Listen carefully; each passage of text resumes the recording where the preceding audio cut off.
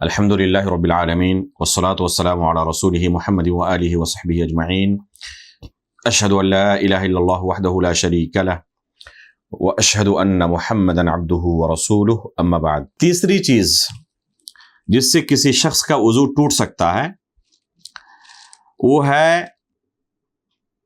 اپنے شرمگاہ کو ہاتھ لگانا۔ شرمگاہ کو اگر کوئی شخص ٹچ کرے، ہاتھ لگائے، تو اس سے وضو ٹوٹ جاتا ہے۔ اس بارے میں علماء کے درمیان اختلاف ہے کہ یہ ہاتھ لگانے کی کیفیت کیا ہونی چاہیے۔ بعض علماء فرماتے ہیں کہ اگر شہوت سے ہاتھ لگائے تو وضو ٹوٹتا ہے، ورنہ وضو نہیں ٹوٹتا۔ بعض علماء کہتے ہیں کہ یہ ہاتھ کے باطنی حصے سے، اندرونی حصے سے اگر ٹچ کرے تو وضو ٹوٹتا ہے، اس حصے سے ٹچ کرے تو وضو نہیں ٹوٹتا۔ بعض علماء کہتے ہیں کہ ڈائریکٹ ٹچ کرے، کوئی پردہ حائل نہ ہو، کپڑے وغیرہ کے اوپر سے ٹچ نہ کیا ہو، ڈائریکٹ ٹچ کیا ہو تو وضو ٹوٹتا ہے، اور کپڑے وغیرہ کے اوپر اگر ٹچ کیا ہو تو وضو نہیں ٹوٹتا۔ الغرض اس بارے میں اختلاف پایا جاتا ہے۔ اختلاف کی وجہ دراصل اس مسئلے میں الگ الگ 3 حدیثوں کا پایا جانا ہے۔ اس بارے میں ہمیں کتب حدیث کے اندر اس مسئلے میں 3 حدیثیں ملتی ہیں۔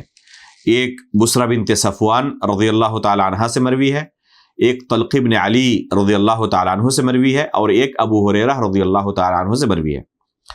بصرہ بنت صفوان رضی اللہ تعالی عنہ کی حدیث میں ہے کہ اللہ کے رسول صلی اللہ علیہ وسلم نے فرمایا، من مس ذکرہ فلیتوضأ، جس نے اپنے ذکر کو ٹچ کیا ہو، چھویا ہو، تو وہ وضو کرے۔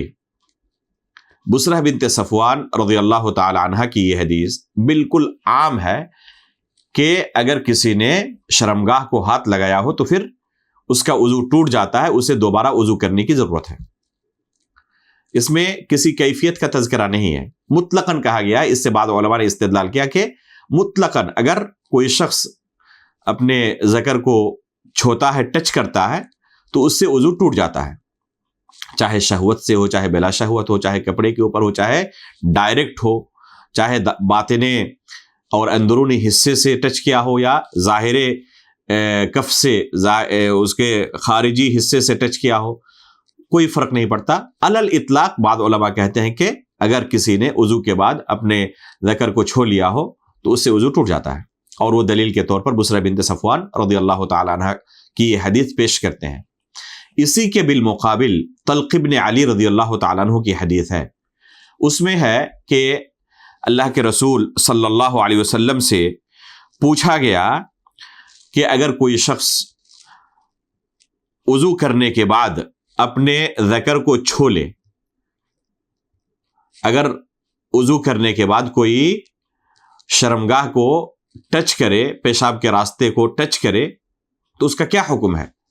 تو اللہ کے رسول صلی اللہ علیہ وسلم نے فرمایا، هل هو الا بضعة منک، کہ یہ تو تمہارے جسم کا ایک حصہ ہے، جسم کے دوسرے اعضاء کی طرح یہ بھی ایک عضو ہے جسم کا۔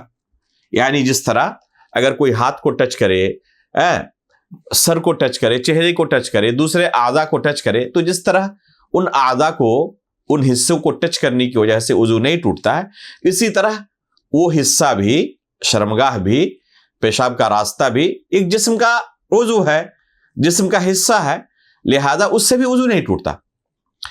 اس حدیث سے پتہ چلتا ہے کہ شرمگاہ کو ٹچ کرنے کی وجہ سے وضو نہیں ٹوٹتا۔ تو اس حدیث سے بعض علماء نے استدلال کرتے ہوئے علی الاطلاق یہی فتویٰ صادر کیا کہ شرمگاہ کو ہاتھ لگانے سے وضو نہیں ٹوٹتا، چاہے کسی بھی طرح ہاتھ لگائے۔ اور ان دونوں کے درمیان ابو ہریرہ رضی اللہ تعالیٰ عنہ کی حدیث ہے۔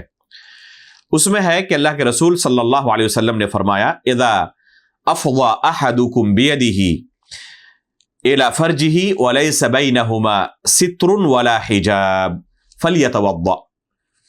ابو ہریرہ رضی اللہ تعالیٰ عنہ روایت کرتے ہیں کہ اللہ کے رسول صلی اللہ علیہ وسلم نے فرمایا کہ جب تم میں سے کوئی اپنے ہاتھ سے اپنے شرمگاہ کو چھو لے، اور بیچ میں کوئی حجاب نہ ہو، کوئی پردہ نہ ہو، یعنی ڈائریکٹ ٹچ کر لے، تو ایسی صورت میں وضو کرے۔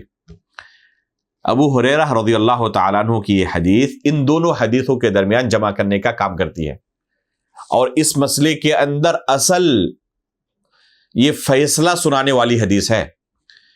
اس میں اللہ کے رسول صلی اللہ علیہ وسلم نے تفصیل کے ساتھ بیان کر دیا کہ کس صورت میں وضو ٹوٹتا ہے اور کس صورت میں نہیں ٹوٹتا۔ چنانچہ تفصیل بیان کرتے ہوئے کہا کہ اگر کوئی شخص ڈائریکٹ ٹچ کرے شرمگاہ کو، کوئی حجاب نہ ہو، کوئی پردہ نہ ہو، تو اس سے وضو ٹوٹتا ہے۔ شہوت کی کوئی اللہ کے رسول نے بات نہیں کی کہ شہوت کے ساتھ کرے تب وضو ٹوٹے گا، ایسی بات نہیں کہ اللہ کے رسول نے کہا کہ اگر ڈائریکٹ ٹچ کر لیا ہو، کوئی پردہ نہیں تھا، کوئی حجاب نہیں تھا، تو پھر وہ وضو کرے۔